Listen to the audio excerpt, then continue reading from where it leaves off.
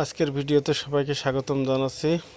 আমরা আজকে চলে এসেছি রান্না। এখানে দেখতে পাচ্ছেন বিলের মাছ, পুকুরের মাছও আছে। এখানে সকল ধরনের মশলা বাটা রয়েছে। শুরুতে কড়াই উঠাই দিয়েছি, কড়াই তেল গরম হয়ে গেছে। এখন আমরা বেটে রাখা সকল ধরনের মশলা এর মধ্যে দিয়ে দিলাম। মশলা এক এক জায়গায় এক এক ধরনের ব্যবহার হয়। আমাদের এখানে বা আঞ্চলিকভাবে যে সকল মশলা ব্যবহার করা হয় সেগুলো এখানে আমরা প্রথমে সুন্দর করে ভেজে নিলাম। এখন আমরা লবণ আর হলুদটা দিয়ে নিলাম, দিয়ে আবারও ভালো করে ভাজতে থাকবো। তেলের পরিমাণ একটু বেশি দিয়েছি। এখানে দেখতে পাচ্ছেন যে আমাদের মশলাটা মোটামুটি ভাজা হয়ে গেছে। এর মধ্যেই আমরা যে মাছগুলো ছিল সেগুলো দিয়ে দিলাম।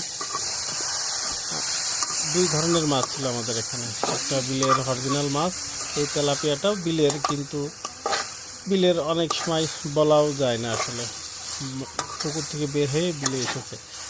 তবে আজকের ভিডিওটা যারা বিলের মাছ পছন্দ করেন তাদের জন্য স্পেশাল হবে। আপনারা দেখতে পাচ্ছেন যে আমরা কিন্তু মাছ দিয়েও বেশ সময় ধরে একটু নাড়াচাড়া করছি। মাছটা কিন্তু সিদ্ধ হয়ে গেলে তখন আর নাড়াচাড়া করা যাবে না, যার কারণে আমরা আগে থেকে একটু নাড়াচাড়া করে দিলাম। এখন আমরা কষানোর জন্য কিছু পরিমাণ পানি দিয়ে দিলাম। এই কষানোর সময় কিন্তু আর বেশি নাড়াচাড়া করা যাবে না, তবে আমরা মাঝে সাঝে একটু নাড়াচাড়া করে দেব। পাখাল মাছ, আসলে বিলের মাছ যারা পছন্দ করেন তারাই বুঝতে পারছেন যে স্বাদটা আসলে কেমন হবে। এখানে দেখতে পাচ্ছেন যে আমাদের কষানোর যে প্রসেস সেটা কিন্তু চলছে। বেশ সময় ধরে কিন্তু জাল দিয়ে আলতোভাবে নাড়াচাড়া করে দিলাম।